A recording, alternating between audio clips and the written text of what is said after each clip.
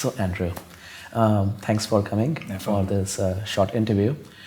At Havas Media, you work and you are pretty engaged with the creating of these digital campaigns and marketing, and you get exposed to various emerging trends. Yeah. And what is fascinating is to understand from you some emerging innovations which might actually revolutionize or might have an impact on global digital marketing. Sure. I guess there's I have one trend that I can bring to you. So there's been a lot of talk about the kind of disruption of media and technology, and I think there's a kind of new revolution going on, and I think that's going to come to fruition in the next year, 2 years, and I think that's the kind of democratization of creativity.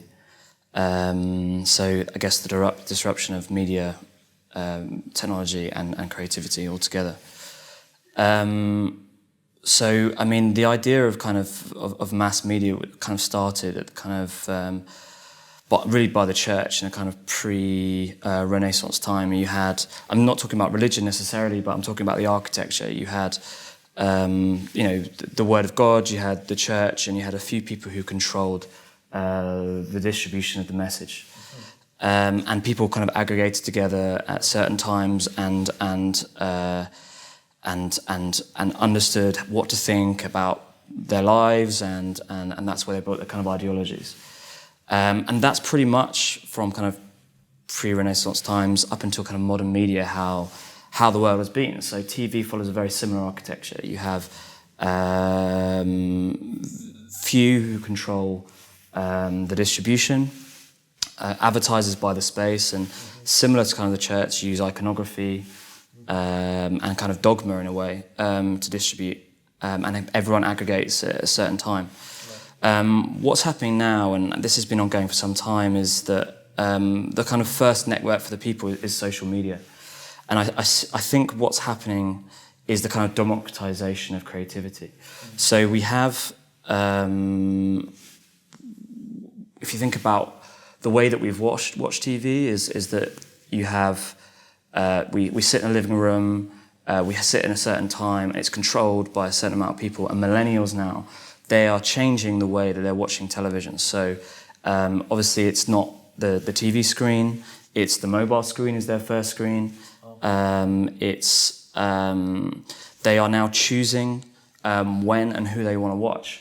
And I mean, I don't know whether you've heard of someone like Nash Gurrier or PewDiePie. Now, these people, like PewDiePie, for example, is a YouTube star, and he is creating content. He has 30 million kind of viewers, 300 million subscribers. Wow. And I think that's going to change. I think that basically now anyone can be the producer of content, and basically the audience get to decide who the star is and when that is. So I feel that the democratization is coming to the content creators. That's the kind of big revolution I see in the next kind of year to 18 months. That's pretty amazing that the user has now more control. That's right. In a way, to both create and kind of take in the content. That's right. I mean, I think in marketing, people talk about whether it's the consumer or the audience, right. And I just don't think that that's a true representation of who they are. I think that they're not passive. They're not sitting down and absorbing a stage or a play or religious ceremony.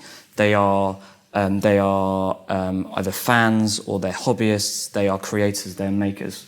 So I think that there's a significant change in the way that people are interacting and engaging with media.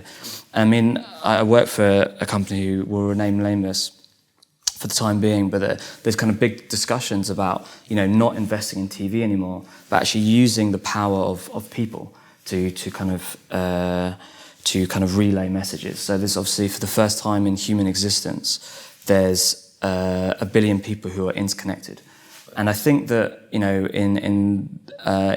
my world, I think once upon a time we always started with what is our marketing budget for example, or what is our advertising budget or a media budget.